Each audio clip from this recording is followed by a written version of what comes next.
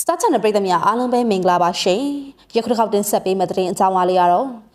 စပိန်ရွာငယ်လေးမှာမြင်ရခဲ့တဲ့နေချက်ချင်းနဲ့ကျဲကျွေချင်းကိုတညာတဲ့ကြုံတွေ့ရမယ်ဆိုတဲ့သတင်းပဲဖြစ်ပါတယ်။အများနဲ့နေထိုင်သူလူဦးရေ10ရောက်လောက်သာရှိတဲ့စပိန်နိုင်ငံမြောက်ပိုင်းကရွာငယ်လေးဟာအထူးဆန်းဖြစ်ရတဲ့ခုကိုလာကြည့်ကြမယ်။ဥရောပတဝန်းကခီးသွွားထောင်ပေါင်းများစွာကိုလက်ခံဖို့ပြင်ဆင်နေပါတယ်။ဘာဂေါ့စ်ပီနယ်ကအဗယာနိုစာတီမူညိုရွာလေးဟာလာမယ့်ဩဂုတ်လ12ရက်နေ့မှာဖြစ်ပေါ်မယ်။ရှားပါတဲ့နေချက်မဲ့လမ်းကြောင်းတက်တဲ့မှာကြာရောက်နေတာဖြစ်ပြီးအဲ့ဒီညမှာပဲဖားစိတ်ကျဲကျွေတာကိုပါတစ်ဆက်တည်းမြင်တွေ့ရမှာဖြစ်တယ်လို့ BBC ကဖော်ပြထားပါတယ်။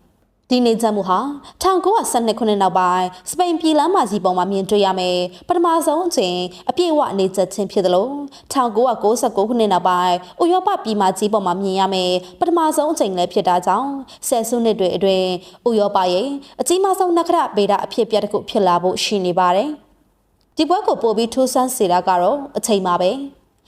ဒီနေချက်မှုဟာနေဝင်ခါနေချိန်မှာဖြစ်ပေါ်တာဖြစ်လို့လာရောက်ကြည့်ရှုသူတွေအနေနဲ့အလွန်ရှားပါတဲ့နှစ်ထပ်အမှောင်ကျတဲ့အတွေ့အကြုံကိုခန်းစားရမှာဖြစ်ပါတယ်။လာကနေကိုအပြည့်အဝဖုံးလိုက်တဲ့အခါနေအလင်းရောင်ဟာခဏတာပျောက်ကွယ်သွားပါမယ်။မိနစ်ပိုင်းအတွင်းမှာပဲနေအောင်စီကပြန်ထွက်လာပြီးမှ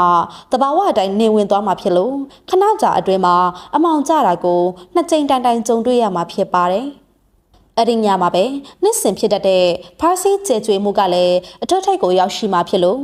နခရဗေဒဝါသနာရှင်တွေအနေနဲ့တညထဲမှာတင်ရင်သက်ရှုမောပွဲရာကောင်းတဲ့ကောင်းကင်ဖြစ်အချင်းတစ်ခုကိုအတူကြည့်ရှုခွင့်ရမှာပဲဖြစ်ပါတယ်အဘယာနိုစာတီမူညိုရွာလေးမှာကျုံကင်းနေနဲ့ကုန်းမြေမျက်နှာပြင်တွေကအနောက်ဘက်ကောင်းကင်ရံကိုလွတ်လွတ်ကျွတ်ကျွတ်မြင်တွေ့စေနိုင်တယ်လို့လျှက်စစ်မီအလင်းရောင်တွေကင်းစင်တာကလည်းကောင်းကင်ရံကိုလေ့လာဖို့အတွက်အကောင်းဆုံးအခြေအနေကိုဖန်တီးပေးထားပါတယ်ကြီးမားတဲ့ဟိုတယ်တွေစားတောက်ဆိုင်တွေမရှိပေမဲ့ဒီရွာလေးက